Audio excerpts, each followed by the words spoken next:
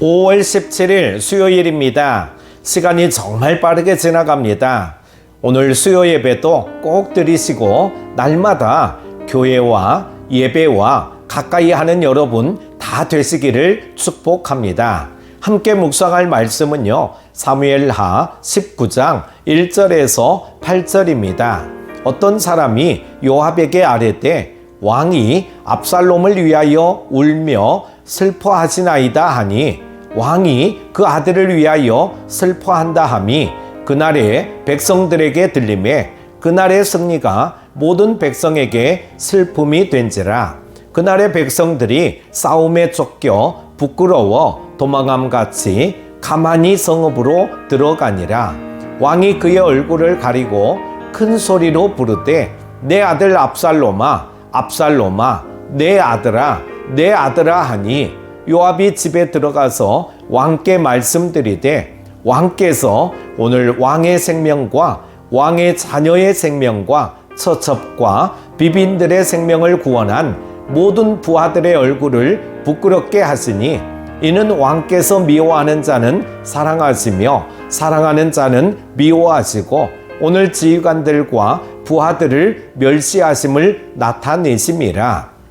오늘 내가 깨달으니 만일 압살롬이 살고 오늘 우리가 다 죽었다면 왕이 마땅히 여기실 뻔하였나이다.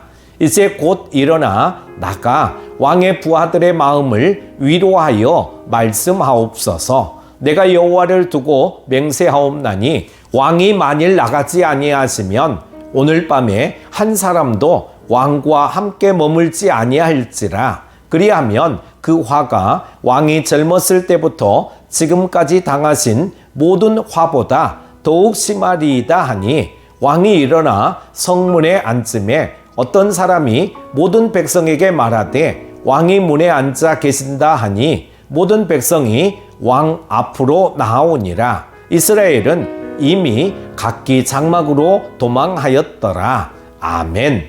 사무엘하 19장부터는 다윗의 회복에 관한 이야기입니다. 다윗의 가정에서 벌어진 각종 비극들은 모두 그의 범죄로 발생한 일로 그가 치러야 할 대가였습니다. 다윗은 이제야 하나님이 부과하신 죄값을 치른 셈이죠. 이제 그는 속히 고통을 토로하는 자리에서 벗어나 이스라엘의 왕좌를 바로잡아야 했습니다.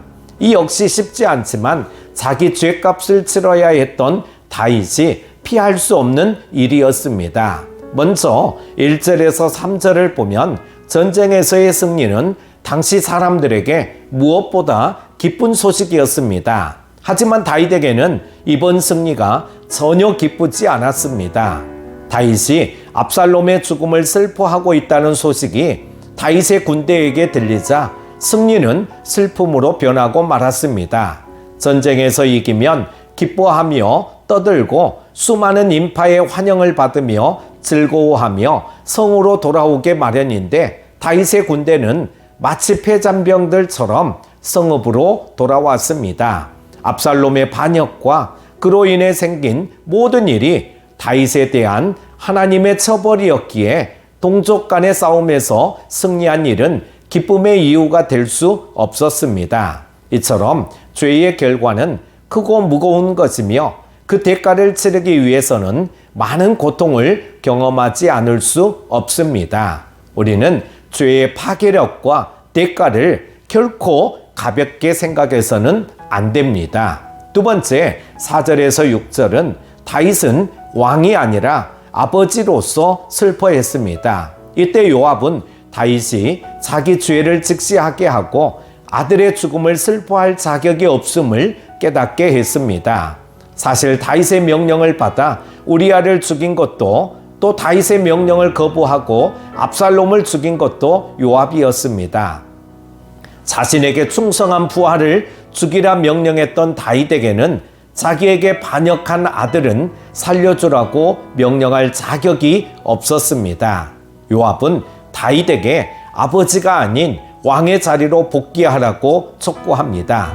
다윗이 왕으로서 복권하기 위해서는 부하들을 귀히 여기고 승리를 격려하지 않으면 안 되었습니다.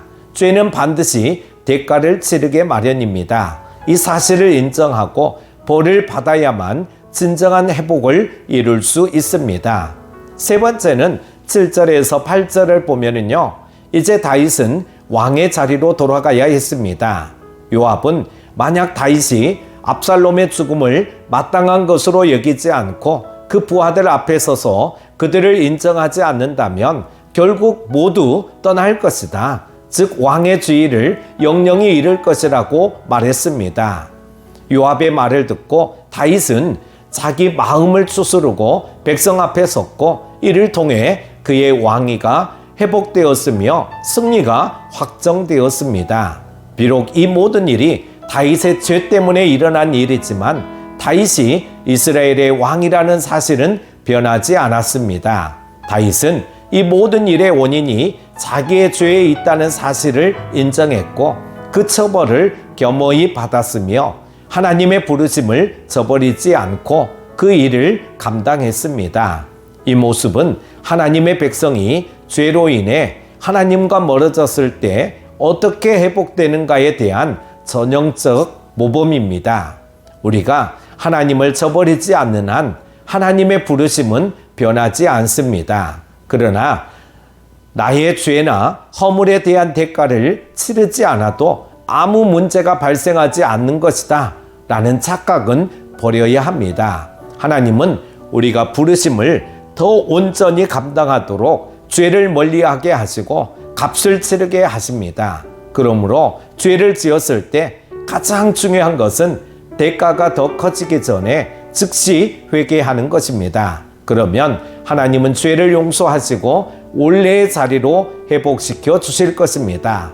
요즘 하나님과 바른 관계 가운데 있습니까? 기도합니다.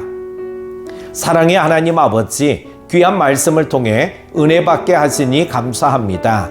하나님은 죄를 미워하시는 분임을 알게 하시고 죄를 떠나 말씀 안에 거하는 삶이 되게 하여 주옵소서.